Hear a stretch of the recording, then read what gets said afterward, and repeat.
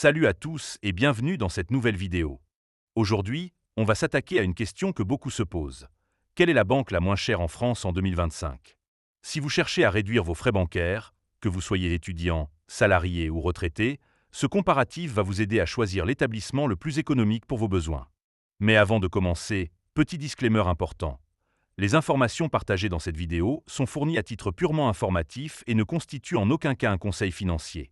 Je vous encourage vivement à vérifier chaque détail et faire vos propres recherches en complément de cette vidéo.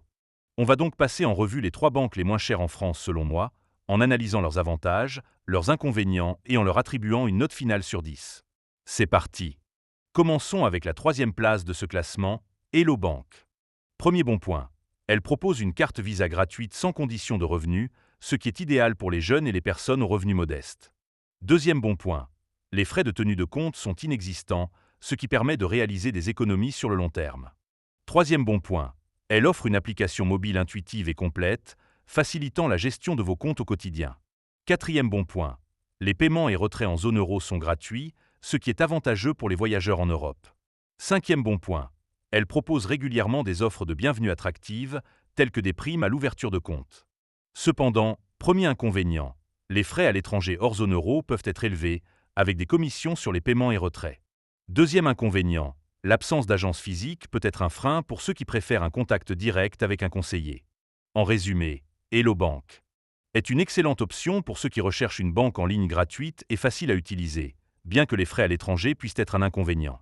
Je lui attribue une note de 8 sur 10. Passons maintenant à la 2e place, Fortuneo. Premier bon point. Elle propose une carte Mastercard gratuite sans condition de revenu, ce qui est accessible à un large public. Deuxième bon point. Les frais de tenue de compte sont inexistants, permettant de réaliser des économies significatives. Troisième bon point. Elle offre des paiements et retraits gratuits à l'étranger, ce qui est idéal pour les voyageurs fréquents. Quatrième bon point. L'application mobile est ergonomique et offre de nombreuses fonctionnalités pour gérer vos finances. Cinquième bon point. Elle propose des offres de bienvenue intéressantes, telles que des primes à l'ouverture de compte. Cependant, premier inconvénient, l'absence d'agence physique peut être un inconvénient pour ceux qui préfèrent un contact direct avec un conseiller. Deuxième inconvénient, certaines fonctionnalités avancées peuvent nécessiter un certain temps d'adaptation pour les nouveaux utilisateurs. En conclusion, Fortuneo est une banque en ligne très compétitive, offrant des services gratuits et complets, bien que l'absence d'agence physique puisse être un inconvénient pour certains. Je lui donne une note de 9 sur 10. Enfin, en première place de ce classement, Boursobank. Premier bon point. Elle propose une carte bancaire gratuite sans condition de revenu, ce qui est accessible à tous. Deuxième bon point. Les frais de tenue de compte sont inexistants, permettant de réaliser des économies importantes. Troisième bon point. Elle offre des paiements et retraits gratuits à l'étranger, ce qui est idéal pour les voyageurs. Quatrième bon point. L'application mobile est intuitive et offre de nombreuses fonctionnalités pour gérer vos finances. Cinquième bon point. Elle propose des offres de bienvenue très attractives, telles que des primes à l'ouverture de compte. Cependant, premier inconvénient, l'absence d'agence physique peut être un inconvénient pour ceux qui préfèrent un contact direct avec un conseiller. Deuxième inconvénient, le service client peut parfois être difficile à joindre en cas de besoin urgent.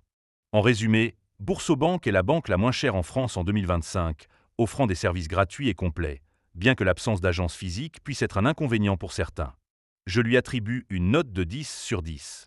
Voilà pour ce comparatif des banques les moins chères en France en 2025. J'espère que cette vidéo vous a aidé à y voir plus clair et à choisir la banque qui correspond le mieux à vos besoins. N'hésitez pas à partager vos expériences ou à poser vos questions en commentaire. À bientôt pour une nouvelle vidéo.